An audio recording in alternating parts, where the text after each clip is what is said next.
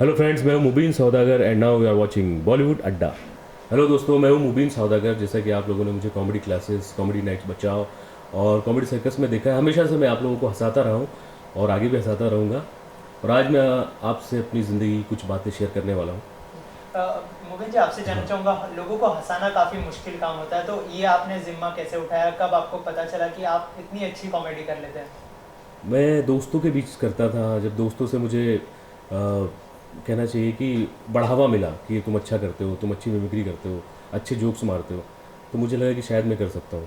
जी, शुरुआत कहाँ से हुई और अभी तक की जर्नी कैसी रही? और अगर कहा जाए तो पूरी जर्नी के बारे में अगर बताना चाहें। शुरुआत मेरी मध्य प्रदेश, जो मेरा गांव है जहाँ मैं पैदा हुआ, वहाँ से मेरी शुरुआत हुई है। वहाँ मैं दोस्तों के बीच ही करता था, कभी प्रोफेशनली किया नहीं था।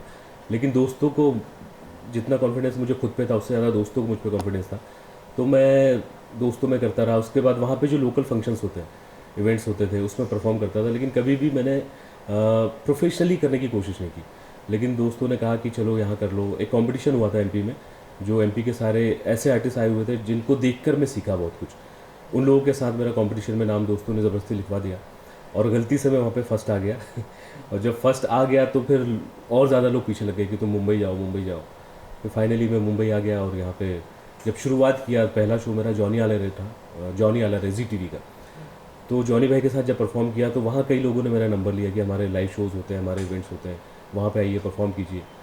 तो उन लोगों ने जो पेमेंट बताया, तो उस वक्त के लिए मेरे लिए बहुत ज़्यादा पेमेंट था। मुझे लगा कि 1-2 महीना रुक जाता हूँ, मस्त पैसा जमा हो जाएगा, दोस्तों के साथ जाके ऐश करूँगा।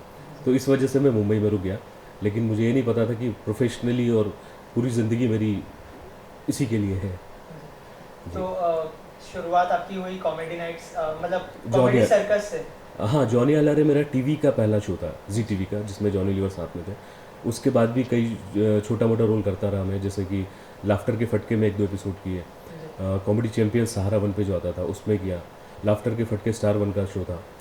तो इस तरह से करते करते फिर मैं राइटिंग करने लगा, कॉमेडी लिखने लगा। बच्चों का शो आता था छोटे मियाँ, जो कि कलर्स चैनल पे आता था। छोटे मियाँ 1, 2, 3 और छोटे मियाँ बड़े मियाँ, उसके 3-4 सीज़न मैंने एज राइटर लिखे। तो मतलब अपने लिए लिखता था उस वक्त, फिर बच्चों के लिए भी लिखने लगा। तो प्रोफेशनली मैंने राइटिंग भी की इंडस्ट्री में। तो बेस्ट कॉम्प्लीमेंट क्या मिला है आपको, क्योंकि आप 150 आर्टिस्ट की मिमिक्री करते हैं, तो उनसे क्या कॉम्प्लीमेंट मिला था? किसी से बेस्ट कॉम्प्लीमेंट कोई कोई मेमोरी शेयर करना चाहेंगे, ऐसे कोई कॉम्प्लीमेंट? बिल्कुल बिल्कुल। जैसे शाहरुख खान साहब हमारे शो में आए थे, कॉमेडी नाइट्स बचाओ में। तो जब वो, जैसे हम लोग लोगों की टांग खींचते हैं, तो उन्होंने सबकी टांग खींची, मेरे बारे में कुछ नहीं कहा। तो मुझे थोड़ा अजीब लगा कि यार शाहरुख खान, मतलब शाहरुख खान अपने आप में ही बहुत बड़ा, मतलब कुछ कहने की ज़रूरत नहीं, क्या कहूँगा उनके बारे में। मैंने कहा शाहरुख खान ने मेरे बारे में कुछ नहीं कहा। तो फिर उन्होंने कहा कि मुबीन सोचा होगा कि मैंने मुबीन के बारे में क्यों नहीं कहा। वो क्या है कि मैं स्टारों की बात करता हूँ। तो मुझे बड़ा बुरा लगा कि यार इन्होंने मुझे बोला, मतलब मैं कुछ हूँ नहीं।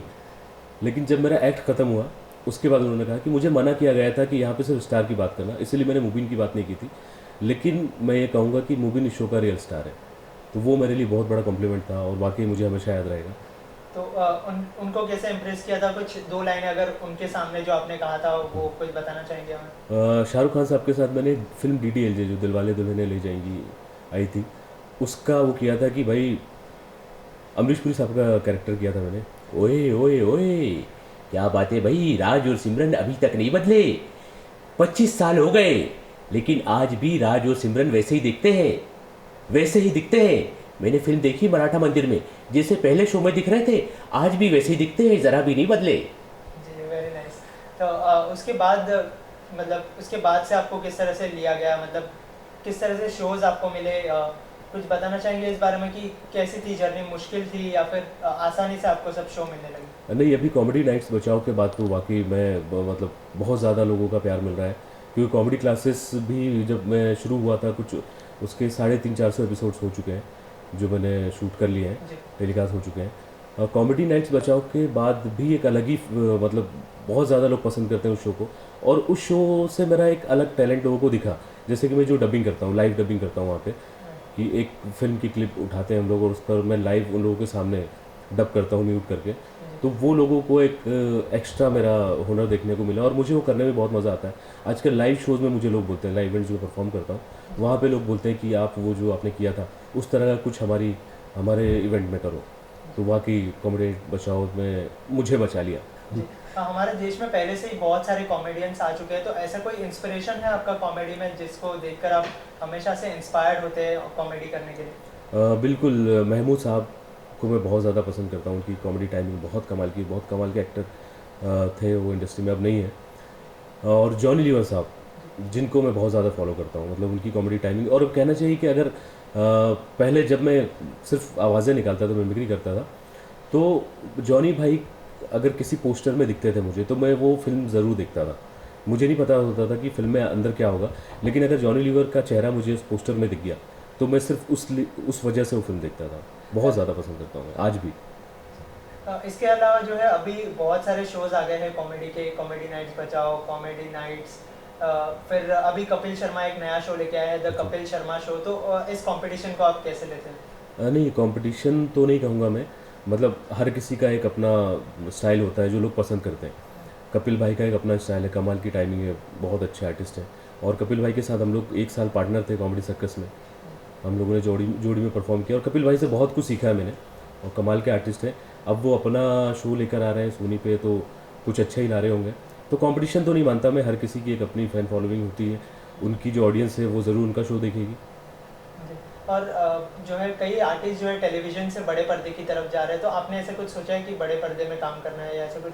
क्योंकि जितने भी कॉमेडियंस हैं उनको भी बड़ी-बड़ी फ़िल्मों में देखा गया है, जैसे जी कि जी सुनील पाल की बात करें या फिर जॉनी लीवर जी की बात करें या फिर कपिल शर्मा अभी जो है डेब्यू किए थे उनकी जी। फ़िल्म में। तो आपने ऐसा कुछ सोचा है या फिर ऐसे कोई अपकमिंग प्रोजेक्ट्स हैं आपके जो आप शेयर करना चाहें हमारे साथ? ऑफ़र तो काफ़ी हैं फिल्मों के, अच्छी फिल्मों के ऑफ़र हैं, लेकिन अभी फ़िलहाल मैं ज़्यादा ध्यान नहीं दे रहा हूँ, क्योंकि टेलीविज़न पे ही मेरे 3-3 शो चल रहे हैं। तो मुझे डेट्स की प्रॉब्लम हो रही है, टाइम नहीं मिल रहा है, क्योंकि फ़िल्म में काफ़ी वक्त देना होता है। तो देखूंगा एक वक्त के बाद, जब मुझे लगे कि थोड़ा टाइम है मेरे पास, तो मैं फिल्में भी ज़रूर करूँगा। जी। जो है 3 शो एक टाइम पर करना काफ़ी बड़ी उपलब्धि, 2 शो एक टाइम पर करना काफ़ी बड़ी उपलब्धि है। तो कितना मुश्किल होता है टाइम मैनेज करना आपके लिए? किस तरह से टाइम मैनेज करते हैं, कुछ बताना चाहेंगे इस बारे में? जी, ये मुश्किल तो काफ़ी है, लेकिन एक होता है कि आप करते करते उस चीज़ में इतना मन जाते हो कि फिर वो आपको मुश्किल नहीं लगता है। अभी भी मतलब जैसे कॉमेडी नाइट्स बचाओ में हम लोग जो भी आर्टिस्ट आ रहे हैं, उनके बारे में हमें खोजबीन करनी पड़ती है कि उन्होंने क्या किया है, उनकी लाइफ से रिलेटेड कंटेंट हमें बनाना पड़ता है। तो मेहनत तो लगती है, लेकिन अब यूज्ड टू हो गए हैं, उसकी आदत हो गई है कि चलो कुछ ना कुछ अच्छा बना ही लेंगे। तो हमसे बात करने के लिए बहुत-बहुत बहुत बहुत थैंक शुक्रिया, यू। Thank you.